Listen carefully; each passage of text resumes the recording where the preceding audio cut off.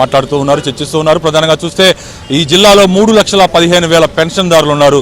వాళ్ళల్లో 79,000 మందికి అసలు బ్యాంక్ అకౌంట్లు లేవు. వాళ్ళల్లో ఆ 79,000లో దాదాపు ఇప్పటికే 57,000 మందికి పింఛన్ల పంపిణీ ఇంటికి వెళ్ళి ఇవ్వడం జరిగింది. ఈరోజు సాయంత్రానికి మిగిలిన వాళ్ళు కూడా ఇచ్చేస్తారు. అలాగే ఈ మిగిలిన వాళ్ళ పరిస్థితి చాలా దారుణంగా ఉంది. 3,15,000లో 79,000 పోను మిగిలిన వారు అందరికి కూడా అకౌంట్లో వేసామని చెప్తున్నారు. ఆ అకౌంట్లు ఎప్పుడెప్పుడో 10 ఏళ్ల కిందట 5 ఏళ్ల కిందట వాటన్నిటిని మళ్ళీ చాలా వరకు కూడా ఇన్యాక్టివ్గా ఉన్నాయి.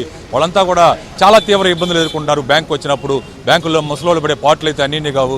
వృద్ధులు అలాగే వికలాంగులు కూడా వాళ్ళ ఇంటి దగ్గర నుంచి బ్యాంకులు రావడానికి అదనంగా ఆటో ఛార్జీలు అవుతున్నాయి.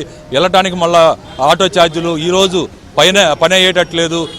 వచ్చే పెన్షన్ 3,000 కూడా మొత్తం వచ్చే పరిస్థితి లేదు. దానిలో కొంత మళ్ళీ అకౌంట్లు వేయమని బ్యాంకర్లు చెప్తున్నారు. ఇంకా ఆధార్ కార్డు వంటివి తీసుకురామని చెప్తున్నారు. ఇదంతా కూడా ఒక గందరగోళమైనటువంటి పరిస్థితి నెలకొంది. వాస్తవానికి ఒక్కొక్క సచివాలయంలో సరిగ్గా సక్రమంగా పంపిణీ చేస్తే ఈ 3,15,000 మందికి 4 గంటల్లో ఆ డబ్బులన్నీ కూడా వాళ్ళ ఇంటికి తీసుకెళ్లి ఇచ్చే అవకాశాలు ఉన్నాయి. కానీ కొంతమంది అధికారులు ప్రభుత్వం చెప్పినట్లుగా నడుచుకుంటూ పింఛన్ల పంపిణీ మొత్తం కూడా అస్తవ్యస్తంగా మార్చేశారు. పోయినసారి వెంకటగిరిలో అయితే ఉమ్మడి నెల్లూరు జిల్లా వెంకటగిరిలో 82 ఏళ్ల వృద్ధుడు చనిపోయాడు. ఆయన ఎండ తీవ్రతకి అనారోగ్యంతో చనిపోతే పింఛన్ కోసం ఆయన మనోవేదన గురై చనిపోయాడంటూ ఏదైతే సాక్షి పత్రిక మీడియాకి సంబంధించిన వాళ్ళు వాలంటీర్లు కొంతమంది వెళ్ళి అక్కడ చెప్పించే ప్రయత్నం చేశారు. ఇలాంటివన్నీ కూడా కట్టుకథలన్నీ కూడా చెప్తూ జనాల్ని మోసం చేసేందుకు ఇది ఒక పెద్ద భారీ కుట్ర అని చెప్పాలి. వైసీపీకి సంబంధించి దాదాపు 4 రోజుల టైం ఉంది. పోయినసారికి ఇప్పటికి పోయినసారి ఎన్ని ఇబ్బందులు పెట్టారో అందరికీ తెలిసిన విషయమే. అధికారులైనా సరే కనీసమైనటువంటి మానవత్వంతో ఆలోచించి ఈ వృద్ధులు వికలాంగులు వీళ్ళకి ఎలాంటి ఇబ్బంది లేకుండా పంపిణీ జరగాలి అని అనుకోని ఉంటే వాస్తవంగా వాళ్ళు బ్యాంకర్స్తో అందరితో మాట్లాడి, లేదా అసలు బ్యాంకర్స్ కూడా అవసరం లేదు. సో ఒక సచివాలయంలో దాదాపు 11 నుంచి 15 మంది సిబ్బంది ఉంటారు. ఆ పరిధిలో 700-800 పెన్షన్లు మాత్రమే ఉంటాయి. సరిగ్గా 4 గంటల్లో ఈ మొత్తం కూడా పెన్షన్లన్నీ పంపిణీ చేసే అవకాశాలు ఉన్నాయని ప్రభుత్వ వర్గాల్లోనే చర్చ జరుగుతుంది. ప్రభుత్వ ఉద్యోగులు కూడా చెప్పుకొస్తున్నారు.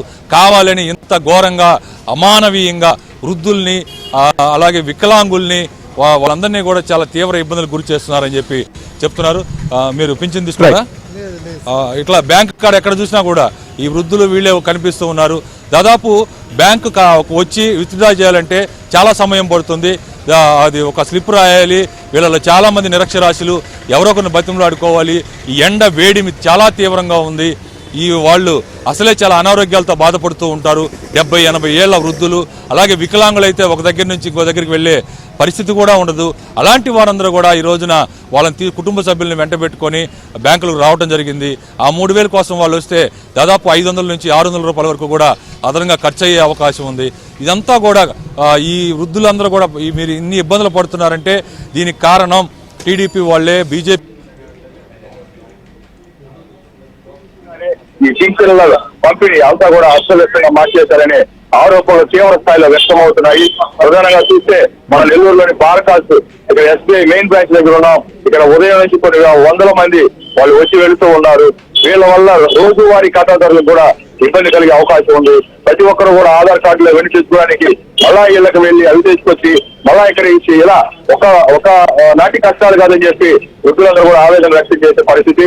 మరోవైపు ఇదంతా కూడా కొంతమంది వాలంటీర్లు అలాగే వైసీపీ నేతలు మీరు కానీ వైసీపీకి ఓటేయకపోతే రాబోయే రోజులు అన్నిటి అంతా కూడా మీరు ఇలాగే పింఛన్లకు ఇబ్బంది పడాల్సి వస్తుంది. అదే వైసీపీకి వేస్తే మీ ఇళ్ల వద్దకు తీసిస్తామని చెప్పి అబద్ధపు మాటలు అబద్ధపు అసత్య ప్రచారాలు చేస్తూ ఓట్లు దండు కూడా ప్రయత్నాలు చేస్తున్నారు. మొత్తం మీద నెల్లూరు జిల్లాలో 3,15,000 మంది అయితే దాదాపు అంటే వాళ్ళలో 79,000కి అకౌంట్లు లేవు కాబట్టి నేరుగా వాళ్ళకి టీచర్లు ఇళ్లకు తీసుకుని వెళ్ళి ఇస్తున్నారు. అదంతా కూడా మనకి అటెంప్ట్ అయిపోతుందని చెప్పి అధికార వర్గాలు చెప్తున్నారు. కేవలం ఒక సచివాలయ సిబ్బందిలో సగం మంది కూడా దీనిలో వర్క్ చేసేటువంటి పరిస్థితి ఉండదు. అదే 3,15,000 మంది కంటే దాదాపు 2 రోజుల్లో ప్రతి ఒక్కరికి కూడా సచివాలయ సిబ్బంది నేరుగా వాళ్ళ ఇళ్లకెళ్లి ఆ పింఛన్లు పంపిణీ చేయొచ్చు. మొత్తం కానీ ఇంకా పంచాయతీరాజు, రెవెన్యూ, నీటిపారుదల ఇలా పలు ప్రభుత్వ శాఖలు ఉన్నాయి. వాళ్ళ సేవల్లో కూడా వినియోగించుకుంటే 4 గంటల్లో ఈ 3,15,000 మంది పింఛన్దారులు అందరికీ కూడా వృద్ధులకి వికలాంగులకి దివ్యాంగులకి అందరికీ కూడా టీచర్లు పంపిణీ చేసే అవకాశం ఉంది. Right, కానీ ఆ దిశగా చర్యలు తీసుకోలేదు, బ్యాంకర్స్ తో కూడా ముందుగా మాట్లాడలేదు.